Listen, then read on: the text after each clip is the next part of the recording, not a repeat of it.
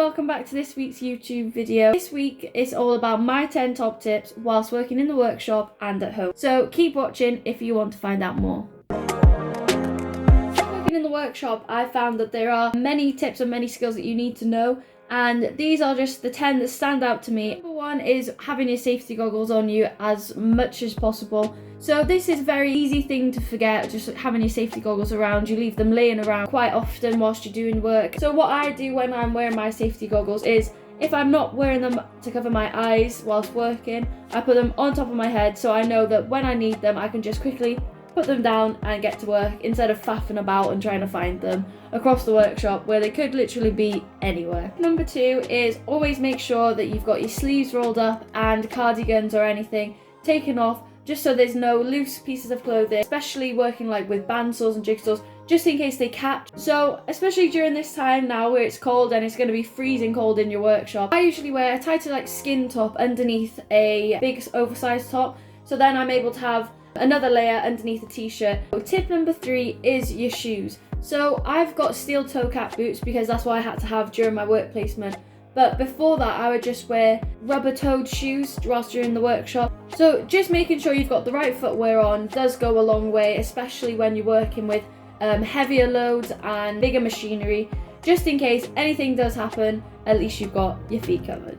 Lots of women in trades, we have to make sure we've got our hair kept up out of our face. So what I'll usually do is bring a clip or something with me like I'm wearing today. Just something like a clip or a bobble, so that when I get into the workshop I can just quickly put my hair back, clip it up, and I know this out of the way, out of my face, and it won't get anywhere near me whilst I'm trying to cut, and it won't be a distraction as well. Tip number 5 is to make sure you've got a well ventilated area. When sanding and routing and everything, you've got to make sure that you have a well ventilated area, or you've got a mask. Otherwise all the dust can build up and it could just go into your system, and it's not nice to have, and it's not really good to have as well. So making sure you've either got a mask or you've got a well ventilated area by opening windows, doors, or you have got extractor fans in your workshop. It's just something to keep an eye on whilst you're working, just to make sure that you're not building up all this dust in your room. Number 6 is making sure you've got a clear work surface and a clear area whilst working. So this could mean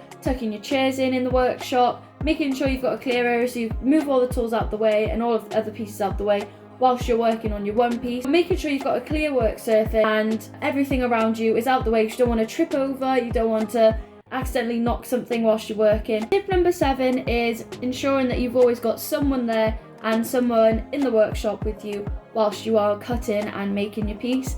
So if you are under the age of 18, this is an obvious thing to be aware of whilst working, just so you have the safety of someone else there if something does go wrong or if you need help with something.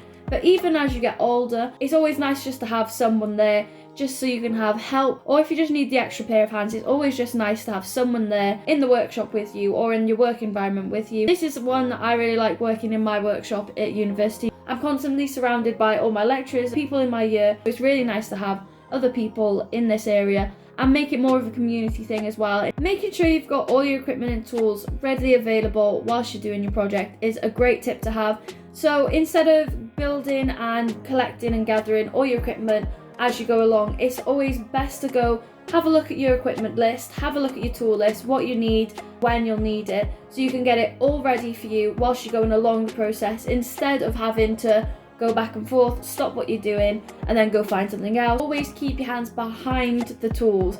So this is very hard to do, especially when you're just starting out. Keeping your hands behind the tools, make sure that when you're cutting or when the blade's going down, that you aren't putting yourself at risk of being cut. Make sure you keep your hands behind and you're going in instead of trying to hold everything at once. And especially with stuff like a jigsaw, keep your hand to the side and cut down, and the bandsaw and stuff like that, so you're pushing. And make sure you use stuff like sticks, because there are different like guiding tools. So the stick you can use, so whilst you're pushing the piece of wood through the machine, you can also use the stick on the other side, so that you're keeping it stable with one hand and pushing it through with the stick, so your hand shouldn't be anywhere close to the blades, it shouldn't be anywhere close to the sharp bit of the tools. The last tip I'm giving is to make sure that you are being confident whilst doing the work. So it is quite hard and it is quite scary whilst you're starting off using big machines like the bandsaw, even just like a jigsaw, especially a chisel. Just making sure that you are confident within your workspace and your work area, as this will improve your work as well,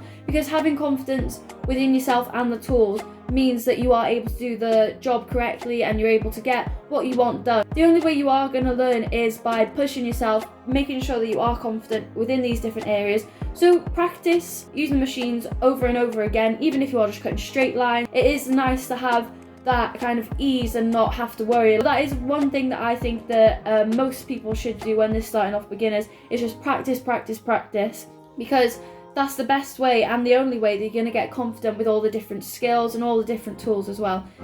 All for this week. I hope you enjoyed my 10 top tips whilst working in the workshop and at home. I will be posting another video next week where I'll be making and I'll be back in the workshop again, so keep an eye out for that. And if you do like this type of content, make sure you like and subscribe down below, and check out my Instagram where I post more up-to-date social content where you can then follow along the journey. And thank you so much for everyone who has been liking and subscribing and watching. It really does help with my third year project and it means a lot to me, so thank you so much.